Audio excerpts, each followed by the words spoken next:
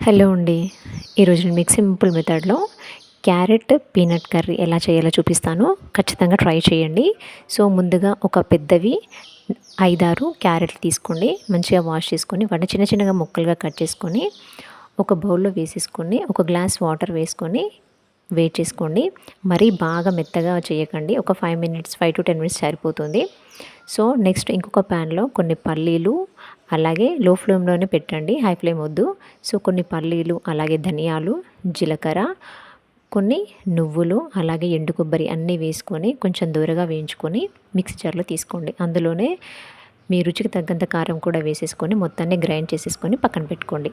So, next ఇంకొక కడాయిలో కొంచెం ఆయిల్ తీసేసుకోండి.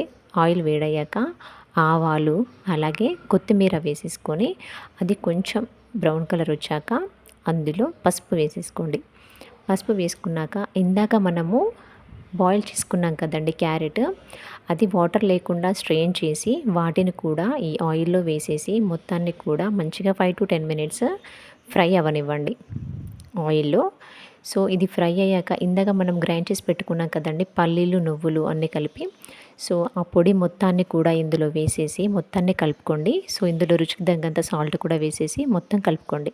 ఒక 5-10 మినిట్స్ ఇది మొత్తం ఆయిల్‌లో మంచిగా ఫ్రై అవ్వాలండి. అంతే అండి, రెడీ అయిపోయింది. టేస్ట్ మాత్రం చాలా బాగుంటుందండి. ఖచ్చితంగా ట్రై చేయండి. ఎలా ఉందన్నది కూడా నాకు కామెంట్ చేయండి. సో, ఇలాంటి మంచి వీడియోస్ నేను చేయాలనుకుంటే మీరు నా ఛానల్‌ని ఖచ్చితంగా సబ్స్క్రైబ్ చేసుకోండి. థ్యాంక్ యూ ఫర్ వాచింగ్ అండి.